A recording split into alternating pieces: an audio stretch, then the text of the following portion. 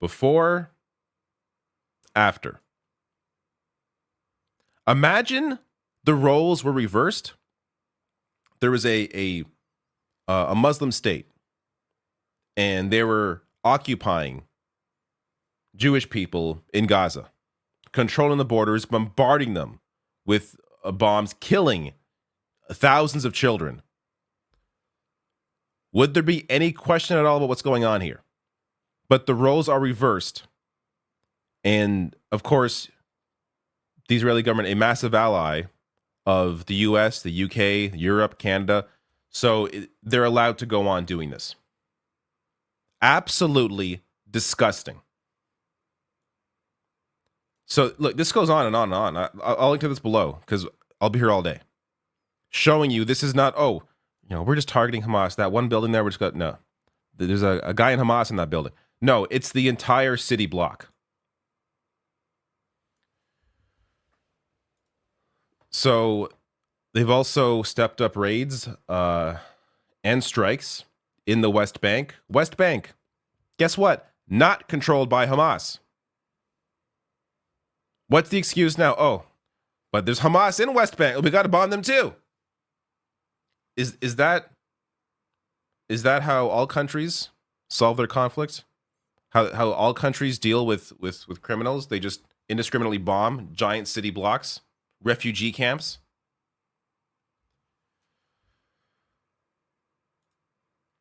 Save the Children here, writing, the number of children reportedly killed in just 3 weeks in Gaza is more than the number killed in armed conflict globally across more than 20 countries over the course of a whole year for the last 3 years. So to get specific on this is as of yesterday. The numbers, of course, are always increasing.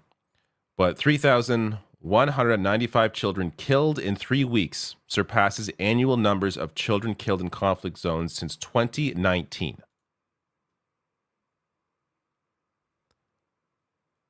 I'm on the side of not bombing children.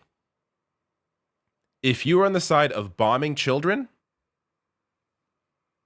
I got nothing to say to you. Your brain is broken. Dr. Andreas Krieg here. This is quoting a Israeli official, this clown here. Quote, there is no population in Gaza. There are 2.5 million terrorists. Calling the entire population of Gaza terrorists. Newborns, children, all terrorists.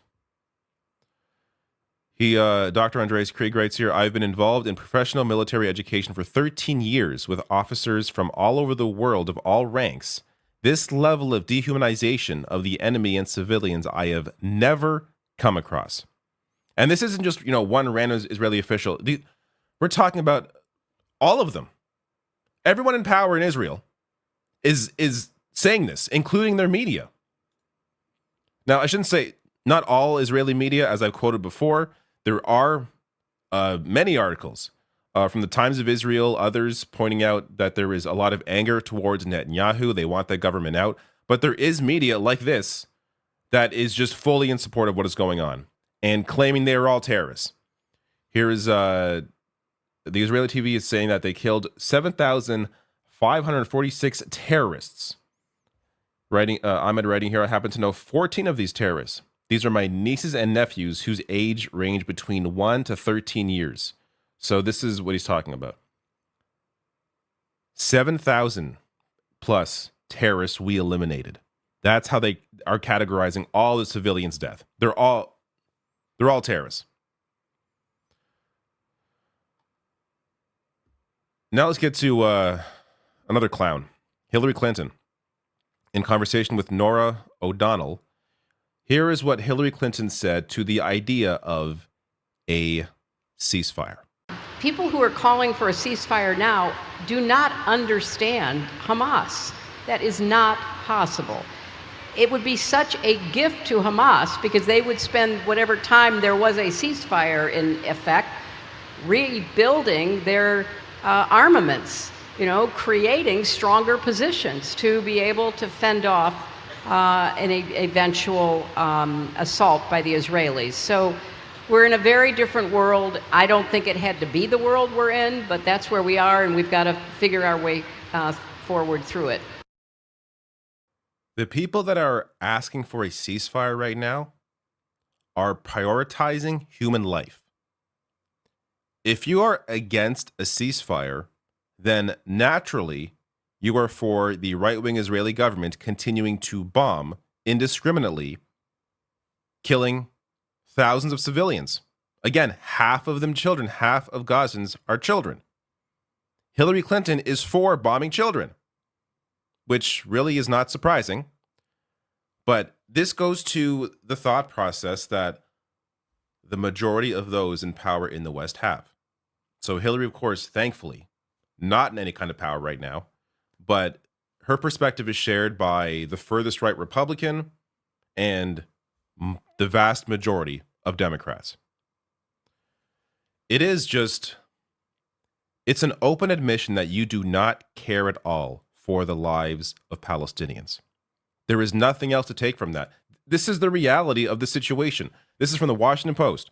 At least 8,306 people in Gaza have been killed in the conflict and more than 21,048 wounded, the Gaza Health Ministry said. The Israeli death toll reported by Israeli authorities has not increased since at least October 16th, hovering around 1,400 people killed, with more than 5,400 injured.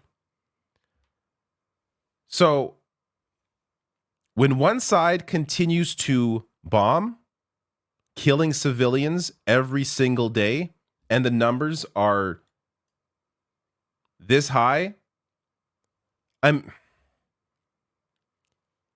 erase the names, forget who's doing what. Who would you think is causing more destruction? Who would you think are terrorists? Now, you could argue both are, for good reason. Both sides killed civilians. But when one side continues to kill civilians while the other side is no longer suffering those sorts of numbers, what can you possibly take from this except for the fact that the Israeli government are committing terrorist acts? That is clearly what is going on here, while the world's superpowers in the West continue to support them.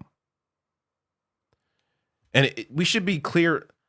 I have to be clear again, because there is so much real anti-Semitism in the world that it's important not to conflate Jewish people with the Israeli government. The Israeli government is a government, a far right-wing Israeli government that, of course, we can criticize because it is a government. We can criticize any government. That is a government. This is a government that is doing this. This is not on Jewish people. Israel does not equal Jewish people. These are not the same thing, just as Hamas does not mean Palestinians. So it's important to separate the two things because there is a lot of propaganda out there, a lot of misinformation about who represents what. It's very important to note here. We are talking about the Israeli government committing these acts.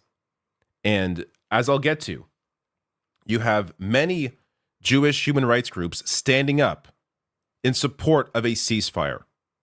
In addition to, of course, standing up to end the occupation that is being committed by the Israeli government. So here's an example of some of that hope that I was talking about earlier. Here is celebrated Hunter College professor Rosalind Pachetsky, who was arrested at a sit-in organized by Jewish American activists, Jewish Voice for Peace, in New York City. Check this out. Palestinians have been the victims of oppression for 75 years, and it has to stop. That's why we're here, to say not in our name. I am older than the state of Israel. There's Jewish prayers in the background. The sun is going down, and it's the Jewish Sabbath. It is. And on Shabbat, we have to pray. We have to recommit ourselves to justice. I believe that Judaism and Jewish ethics, this is how I grew up thinking, are about justice and about Rabbi Hillel's statement, if I am not for myself, who am I? And if I'm only for me, what am I doing here? I glossed over it a little bit. And if not now, when? Now. Peace now. Ceasefire now. President Biden.